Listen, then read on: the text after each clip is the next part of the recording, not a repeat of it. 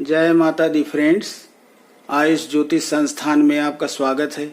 मित्रों, हम आज चर्चा करेंगे अपने वीडियो में पितृपक्ष के विषय में।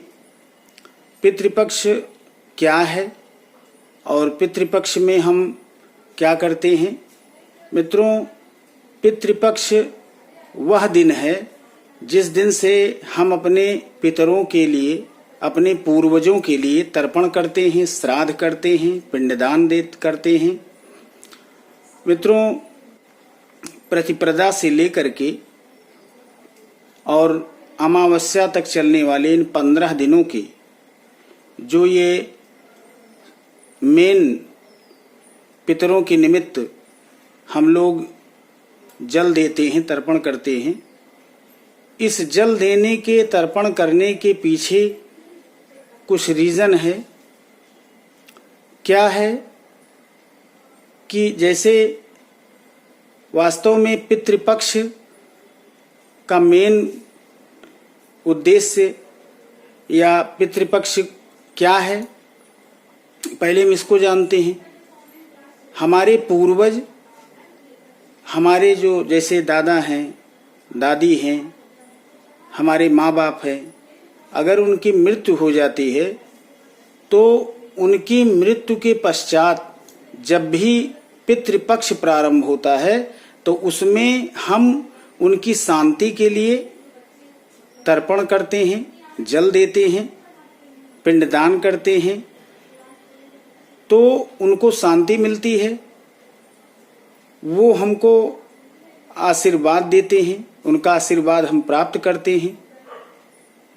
इससे हमें जो है हमारे पूर्वजों का आशीर्वाद हमको मिलता है। इस दिन कुछ लोग हरिद्वार गया जाते हैं, वहाँ पर पंडित को साथ लेकर के और वहाँ पर पिंडदान देते हैं।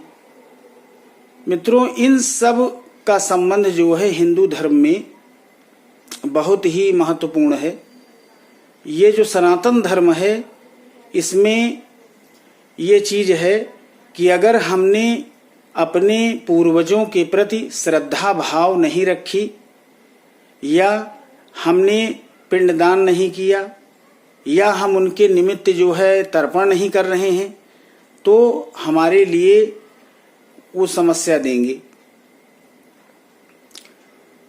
किसी भी व्यक्ति की मृत्यु के पश्चात काफी दिनों तक वो उनकी आत्मा जो है वो पिंड रूप में टहलती रहती है और समय आने पर वो किसी न किसी योनि में जन्म भी ले लेते हैं।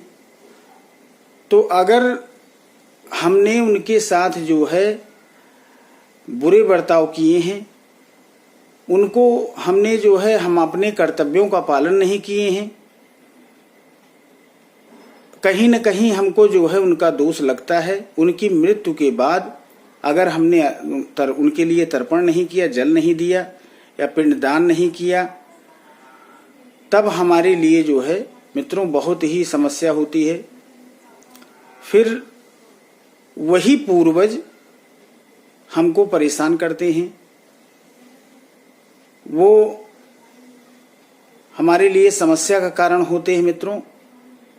और वही चीज जो है हमारी कुंडली में भी, वो हमारी कुंडली में मित्रों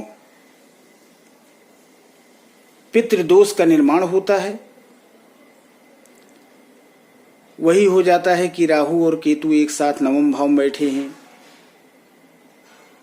या ऐसे, तो पितृदोष का निर्माण कुंडली में होता है। तो इसके लिए हमको चाहिए कि हम